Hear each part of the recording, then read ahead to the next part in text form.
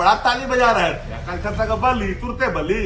हार के डर से नामांकन के बाद भी नाम वापस ले रहे हैं। इसमें जनसुराज की ही भूमिका है बदलवाने में, यह भी जानकारी सबको होनी चाहिए।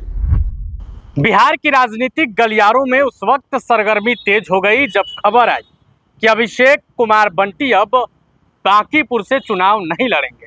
हालांकि उन्होंने खुद बीजेपी प्रदेश कार्यालय में आकर प्रेस वार्ता किया और इस बात की जानकारी दी कि मैं पारिवारिक कारणों से ये फैसला लेता हूं कि मैं बांकीपुर चुनाव नहीं लड़ूंगा। लेकिन क्या यही सच्चाई है या फिर कुछ और है? जो व्यक्ति 24 घंटे पहले नॉमिनेशन किया, जिसके नॉमिनेशन सभा में खुद बिहार के मुखिया यानी कि मुख्यमंत्री सम्राट चौधरी पहुंचे, एनडीए के तमाम बड़े नेता पहुंचे, हजारों कार्यकर्ता पहुंचे, वो व्यक्ति आखिर ऐसा क्या हुआ कि 24 घंटे बाद ही ये बात कह रहा है कि मैं निजी कारणों से चुनाव नहीं लड़ूंगा। यानी कि 24 घंटे के अंदर, नॉमिनेशन के 24 घंटे के अंदर अपना नाम वापस ले लिया। आखिर इसके पीछे की सच्चाई क्या है? बहरहाल हम उस पर बात करेंगे, लेकिन बात करते हैं कल, जब मुख्यमंत्री सम्राट चौधरी ने खुद मंच पर सबके सामने अभिषेक कुमार बंटी को जीत का माला पहनाया।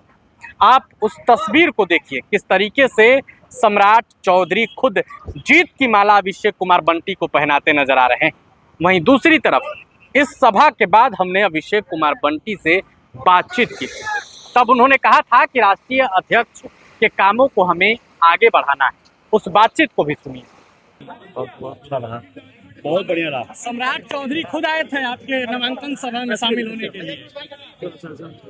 आज बात तो सही है। आज नामांकन में सब राष्ट्रीय सब तो आगे करेंगे ना, नेता सब तो आएंगे ना। क्या लगता है हमारे राष्ट्रीय अध्यक्ष जी जो काम किए हैं उस काम को लेकर आगे बढ़ना है और बांकीपुर का और विकास करना है। अच्छा, ये चुनाव कितनी चुनौती होगी आपके लिए? कोई चुनौती नहीं है ना, हमारे राष्ट्रीय अध्यक्ष जी जो काम किए हैं उस काम को और आगे बढ़ाना और स्पीड कर देना है। तो आपने अभिषेक कुमार बंटी के साथ हमारी बातचीत का ये वीडियो देखा है, किस तरीके से अभिषेक बंटी कह रहे हैं कि राष्ट्रीय अध्यक्ष के कामों को आगे बढ़ाना है, लेकिन आखिर 24 घंटे में क्या?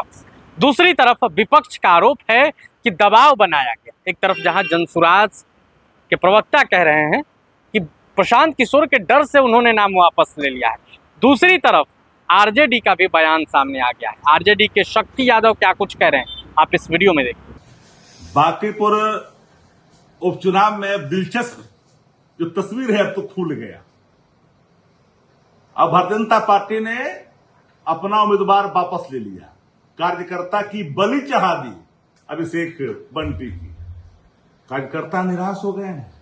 मैं जानता था रेखा गुप्ता जो राष्ट्रीय जनता दल महागठबंधन की जो उम्मीदवार हैं, इनकी मजबूत पकड़ ने भारतीय जनता पार्टी और एनडीए की नींव हिला करके रख दी। सारा वैश्य परिवार एक मंच पर आ गया, सारे अल्पसंख्यक एक मंच पर आ गए, सारे दलित एक मंच पर आ गए। अब बचा कहां? प्रगतिशील समाज के लोग सब इधर आ गए, तो बचा कहां? आप कार्यकर्ता को बलि चढ़ा कर करके एक आयाती को टिकट देना चाहते हैं ना। बांकीपुर में हम लोग को जानकारी नहीं है, ऐसा नहीं है कि जानकारी नहीं है, जानकारी है। एक आयाती को टिकट देने जा रहे हैं आप। इसको बर्दाश्त बांकीपुर नहीं करेगी और आपको हार का सामना करना पड़ेगा। भारतीय जनता पार्टी की पराजय की ये पहली पड़ाव है जहां पर भाजपा को अपना उम्मीदवार बदलने पर मजबूर होना पड़ा। इसमें जनसुराज की ही भूमिका है बदलवाने में, यह भी जानकारी सबको होनी चाहिए। कार्यकर्ता को टिकट दिया, बड़ा ताली बजा रहे थे, कार्यकर्ता का बली तुरते बली। हमारा राष्ट्रीय जनता दल ने पकड़े मजबूत बनाई है। रेखा गुप्ता के प्रति अपार समर्थन, स्नेह और प्यार बांकीपुर में मिला, भाजपा हिल गई। तो आपने शक्ति यादव को सुना, दूसरी तरफ कांग्रेस का भी बयान सामने आया है। कांग्रेस प्रवक्ता राजेश राठौर क्या कुछ करे वो भी सुनिए।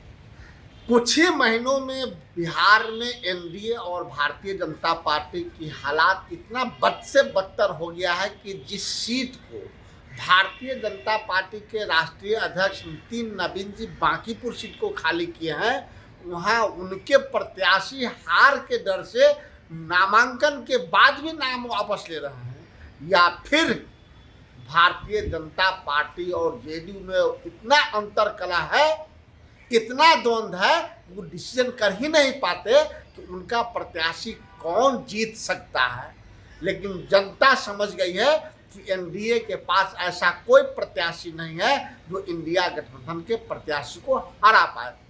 तो आपने कांग्रेस को भी सुना, राजद को भी सुना, पिछली वीडियो में हमने आपको जन स्वराज को भी सुनाया था।